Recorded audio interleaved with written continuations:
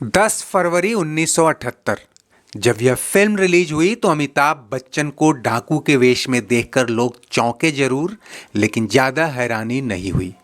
चाहे शोले का जय हो या अमर अकबर एंथनी का एंथनी गोन्साल्विस, या फिर हेरा फेरी, ईमान धर्म और अदालत ही क्यों ना हो, अमिताभ बच्चन के सभी हीरोइक रोल कहीं न कहीं नेगेटिव टोन लिए हुए थे। ऐसे में माथे पर काला तिलक और कंधे पर बंदूक टांगे इस किरदार को देखकर अंदाजा लगाना मुश्किल नहीं था कि यह डाकू भी किसी डाकू के सफाये या अन्याय के खात्मे के लिए ही यह रूप धरा होगा। ऐसे में तो एंग्री यंग मैन पिछली फिल्मों के मुकाबले एक कदम आगे ही दिखाई दे रहा था। फिल्म भी न्याय अन्याय की ही बात कर रही थी और अमिताभ का रोल भी वैसा ही निकला जैसी अपेक्षा थी। एक सीधा साधा गंवार आदमी जिसे अन्यायपूर्ण सामाजिक व्यवस्था डाकू बनने को मजबूर कर देती है।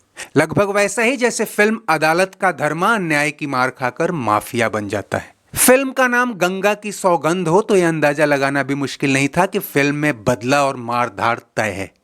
उस पर से दो अनजाने और खून पसीना से परवान चढ़ता अमिताभ और रेखा का प्यार मीडिया की सुर्खियों में था। और सबसे बढ़कर लता मंगेशकर का यह गाना, जो न सिर्फ पहले ही हिट हो चला था बल्कि भक्ति जॉनर के दर्शकों को भी अपनी ओर खींच रहा था।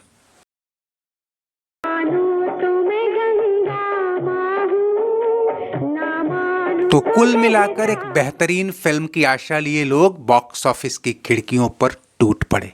और तब शायद किसी को भनक भी न रही हो कि यह साल इस सुपरस्टार के करियर का ऑल टाइम हिट साल बनने जा रहा है, जहां एक के बाद एक ब्लॉकबस्टर और हिट फिल्मों की लाइन लग जाएगी।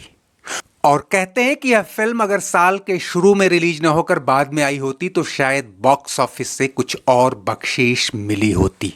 फिल्म तो पर्दे पर औसत ही रही और 2 महीने बाद डॉन और त्रिशूल के धमाके का फायदा उठाकर कुछ टेरिटरीज में एवव एवरेज या सेमी हिट भी कहलाई।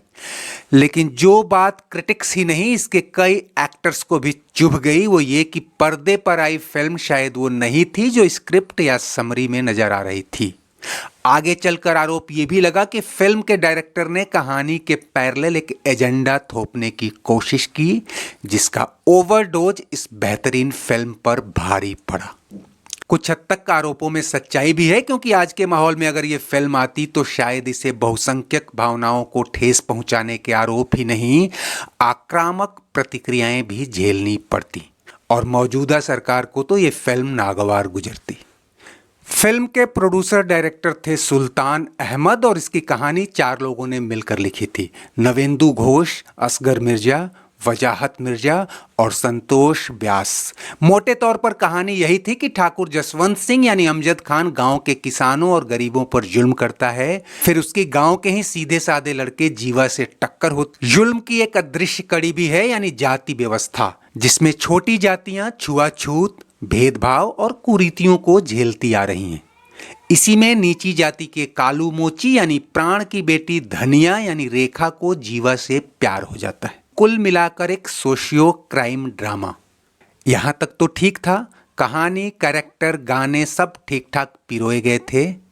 लेकिन यहां डायरेक्टर से एक चूक हो गई। इसे चूक इसलिए कहा जा रहा है कि जानबूझकर शायद ही कोई अपनी फिल्म डुबोएगा।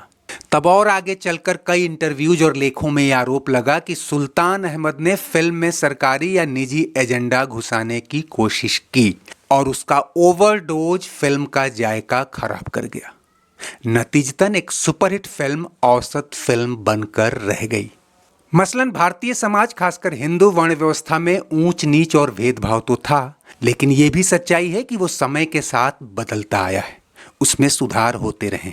लेकिन फिल्म में बार बार इस बात को जिस तरह घिस घिस कर एक एजेंडा चमकाने की कोशिश की गई, उससे ये मैसेज गया कि मानो कोई सीन के बहाने अपनी खुन्नस निकाल रहा है। उन दिनों फिल्मों में सेकुलरिज्म और सामाजिक समरसता पे जोर देना आम बात थी और सुल्तान अहमद कुछ नया नहीं कर रहे थे। लेकिन जिस तरह बार बार एक वर्ग विशेष की खिल्ली उड़ाते हुए उसी के पैरेलल दूसरे वर्ग की अच्छाइयां परोसी जा रही थी, वो दर्शकों को स्वाभाविक नहीं लग रहा था। मानो कहानी से इतर कोई मिशनरी भाव से अपना धर्म प्रचार कर रहा हो।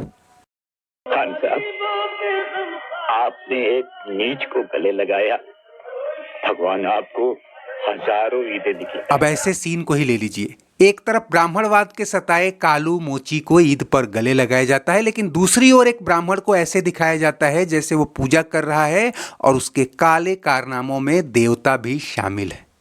लाख करोड़ बना दे लक्ष्मी माता।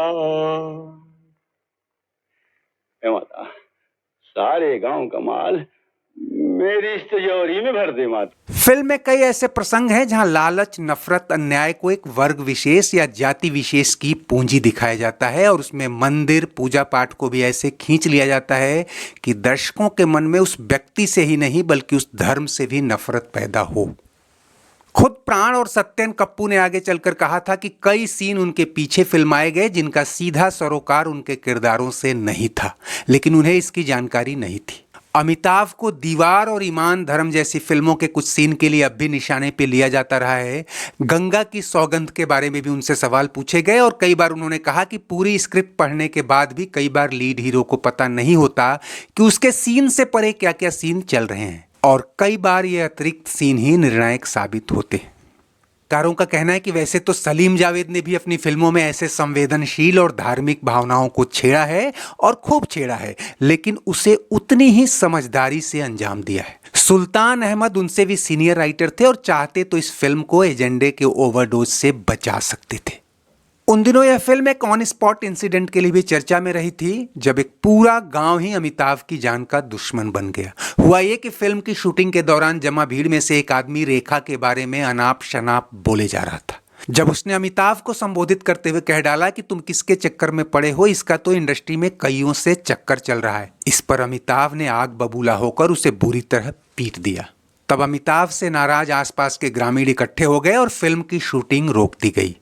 किसी तरह बीच बचाव के बाद मामला थमा।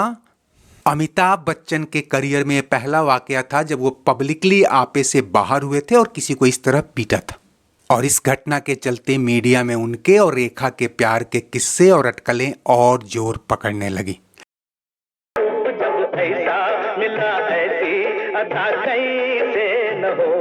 खैर, ये फिल्म तो औसत रही, लेकिन इसने अमिताभ और रेखा की केमिस्ट्री इतनी मजबूत कर दी कि उसके बाद मुकद्दर का सिकंदर, मिस्टर नटवरलाल और सुहाग जैसी धमाकेदार फिल्मों ने इसे बॉलीवुड की सबसे हिट जोड़ी बना दिया। खैर, बॉक्स ऑफिस पर गंगा की सौगंध का सोशल जस्टिस तो दर्शकों को ज्यादा रास नहीं आया, लेकिन कल्याण जी आनंद जी का संगीत मोहम्मद रफ़ी, लता मंगेशकर, आशा भोसले और किशोर कुमार के सुरीले गानों को खूब पसंद किया गया।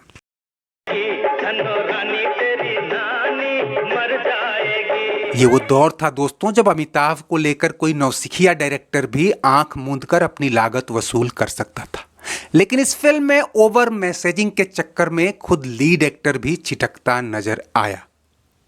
फिर भी कुछ डायलॉग और रोमांटिक सीन ने फिल्म को एवव एवरेज बनाने में मदद की और इसे अमिताभ की ऑफ बीट फिल्मों में शुमार किया जाता है।